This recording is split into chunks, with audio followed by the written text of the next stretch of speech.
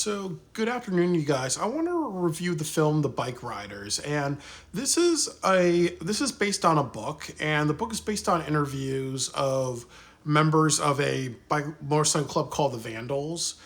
And what happens is that it starts with a flashback about this guy Benny who picks a fight.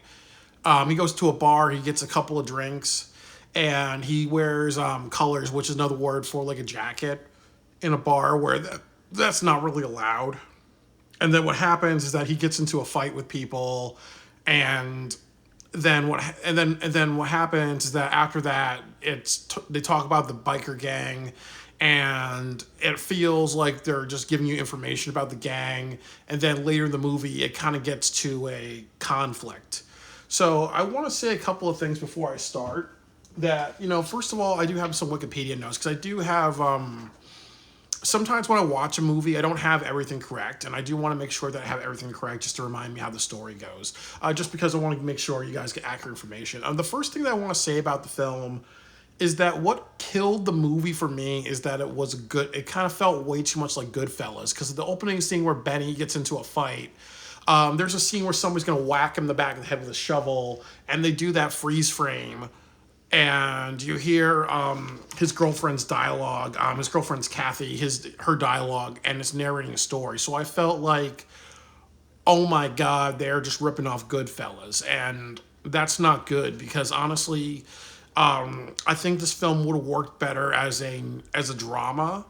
It would have worked better if it was really about rising in the ranks of a gang, the golden age of a gang, and then ultimately like a downfall.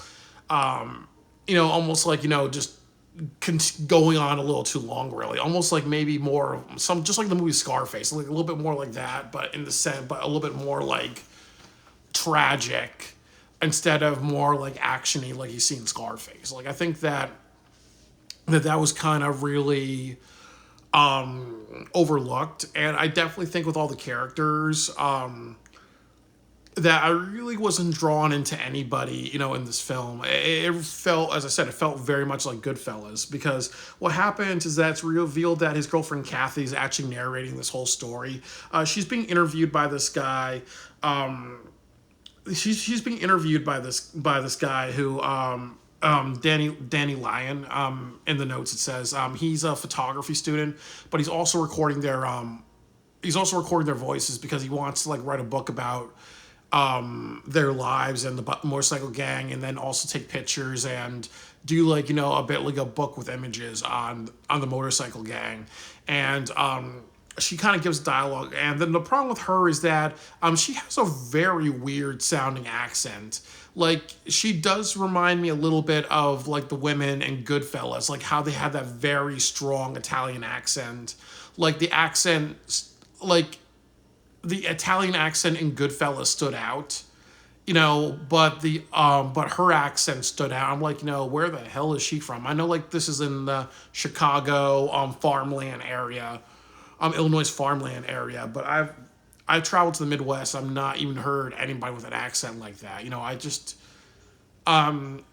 it felt a little bit like maybe some hints of Dr. Melfi from The Sopranos with like a southern drawl. Like so her accent didn't really do that for me. And then it kind of just shows like what how she got involved with Benny. Like she goes to a motorcycle gang with her girlfriend, and I think that maybe it was like a surprise date or like a hookup date type of thing, really. And it's a little weird. It was a little confusing. But what happens is that she dates Benny, and then when they go home, when she drops him off, it's revealed that she has a boyfriend. And what happens is that Benny hangs out on a motorcycle for a couple of hours outside of their house, and then Kathy's boyfriend actually just like leaves. And I actually think that was very good because usually back then, unfortunately, if a woman is expected on cheating, a lot of men felt like you could have knocked that guy's could have punched her in the mouth or beat her up, and then maybe Benny comes in and just beats his guy up for hurting her. But I really just I'm happy that they didn't do that because that felt a little too predictable. He just leaves, calls him an asshole, and then drives off. And then 1 hour of the film was really just showing the biker gang, getting to know the characters. But it felt very Goodfellas, where Kathy is narrating the thing. So it's like, here is Cockroach. Here's this guy, Sonny, I believe. This guy named Sonny is actually from California. Here's this guy, Wahoo and Corky. And no, his name's Funny Sonny, the guy from California, and then a few other people. And then the leader of the biker gang, his name is Johnny Davis, and he got the idea from watching The Wild Ones. And I think like towards the 1 hour mark of the movie, they get you back to what happened to Benny. Like after that fight that he had in the beginning of the movie, they talk a little bit more about what happened, which was that in the fight he got so badly injured that he had to get surgery on his leg, like to a point where they knew that he couldn't walk anymore, that he could possibly not walk anymore if he was riding on the motorcycle. So what happens is Johnny gets revenge for Benny, and then what he says is like, okay, the bar that actually where the incident happened, he's going to tell his friends to burn it down, other of the vandals to burn it down, and then they're going to track down the two people that assaulted Benny, and then they're going to like make sure they can't walk again. And then later on in the film, there's this character named the Kid. And what happens is the kid talks to Johnny, and the kid is like, okay, we want to join your motorcycle gang, and we actually just want to, be a part of it. And then what happens is that Johnny says you can join, but just you, kid. And then what happens is that he doesn't let Johnny in. He doesn't let the kid in because the kid was like, okay, you just abandoned your friends. You're going to betray us, really. And then later on in the film, what happens is there's a few things that happen that after they get revenge by burning down the bar and tracking down those two people who hurt Benny, there's a scene where you see Kathy just get some ice, and you actually feel sorry for her because she's actually this really nice, nurturing, friendly character. She wants Benny to kind of live a happy life, and you're kind of a little worried, like, oh my God, is she going to be attacked or whatever?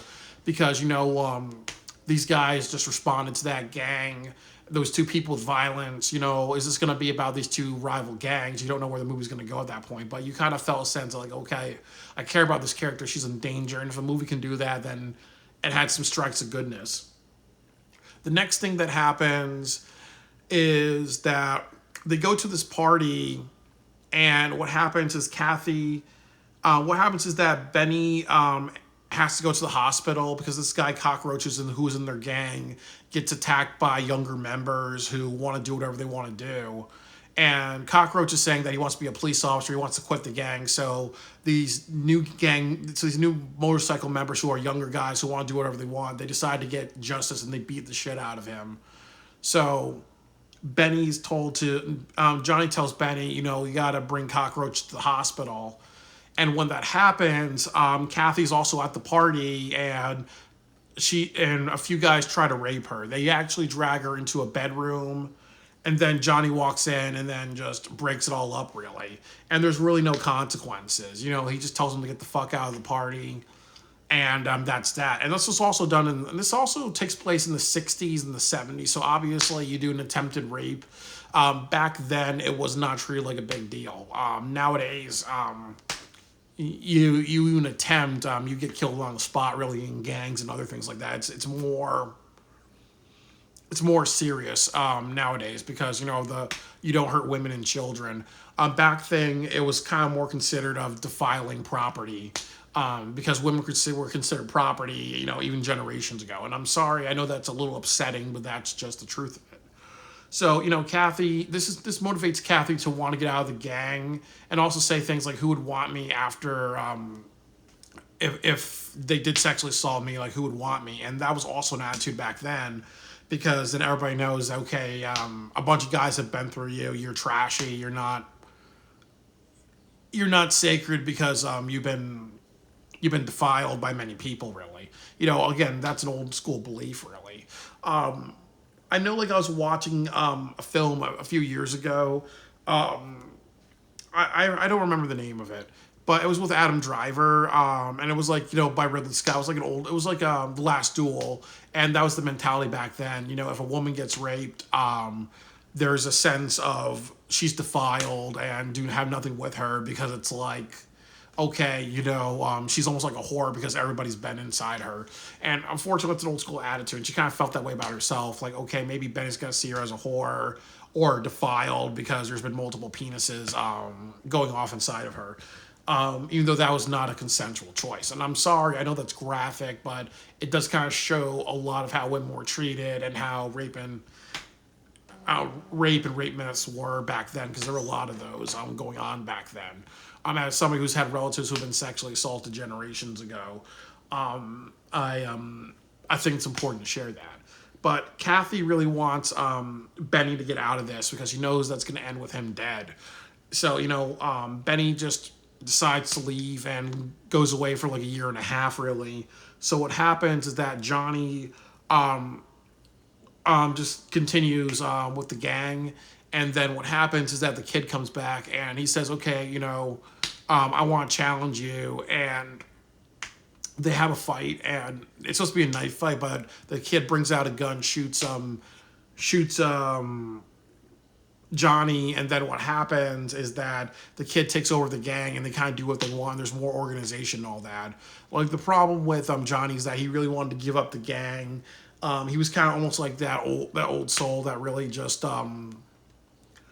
I think like he kind of knew that people respected him, so they followed what he wanted. But with the younger people, he couldn't really do that, so he couldn't handle like the new tribe really type of thing, And it's almost like what you see in a lot of like animal packs, like where the old dog runs everything, but then when the old dog can't do it anymore, the young dog kills the old dog, and then becomes the next leader of everything really.